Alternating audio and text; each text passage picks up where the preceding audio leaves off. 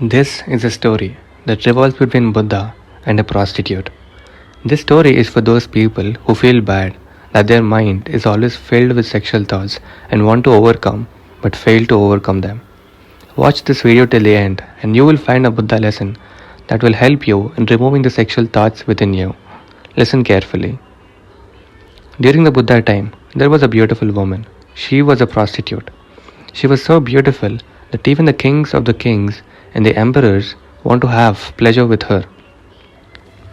They used to wait in golden chariots for this woman outside her home. She was called as Nagarvadhu, which means the wife of the city. She was hugely gifted from kings and the emperors to an extent that now she even has money to buy kingdoms as well. Though she had the wealth to buy kingdoms, but deep down in her heart, she was very sad. Every man who comes to her only comes to her to have pleasure and sees her as an object to have pleasure. Nobody respects her. She was not just a beautiful woman, but also had a beautiful soul who wanted true love. Her name was Amropali.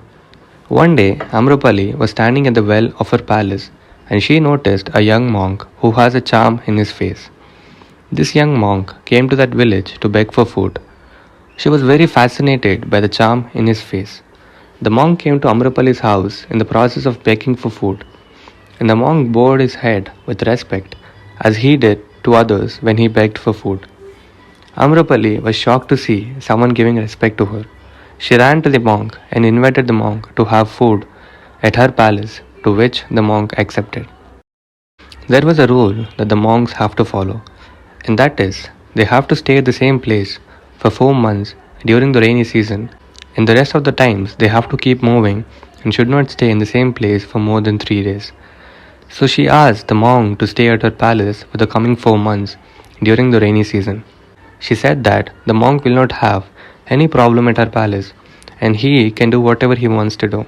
The monk said to Amrapali, "The place where I have to stay for the next 4 months is decided by my master Buddha.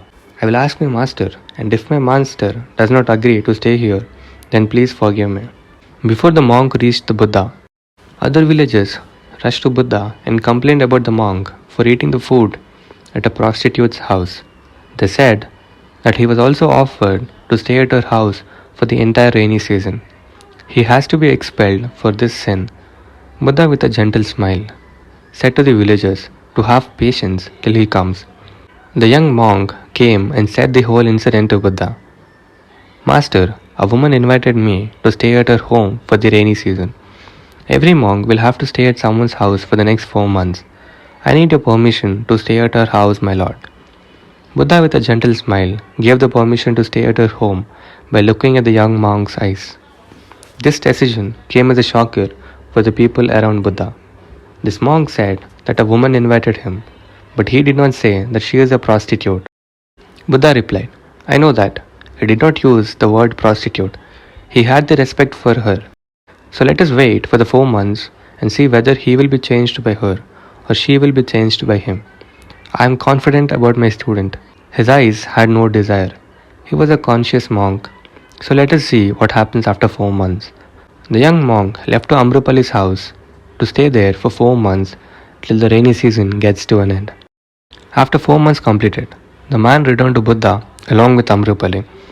Everyone was shocked to see that. The monk came and fell on the feet of Buddha.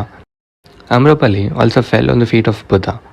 The monk said that she has now become conscious and she wants to meet you. She said to Buddha that she realized that real happiness is knowing the inner you and not that is seen in materials. She also said that she tried to seduce the monk many times, but the monk had changed her to become conscious. She said that the entire properties and the wealth did not make her happy. So she decided to donate her entire wealth to the Buddha's monastery. As she became conscious and started to live a life where she was really happy, she became one of the women enlightened disciples in the Buddha's monastery. So my dear friends, we always try to eliminate the sexual thoughts in ourselves, but sadly, trying to eliminate the sexual thoughts does not help. So instead, try to eliminate the sexual desire within you. Stop indulging yourself in the sexual thoughts. Many young people lose the control over their mind when it comes to the sexual thoughts. They try to indulge in unnatural sexual activities such as masturbation. But the young generation forget the fact that they are losing a lot of valuable energy through these activities. The more energetic you feel inside, the more better you can be as a person in the real life. Leave the sexual desire to eliminate the sexual thoughts. But just like me, I knew that there are a lot of people who had a question in their mind, and that is, why did this beautiful woman, Amrapali, become a prostitute?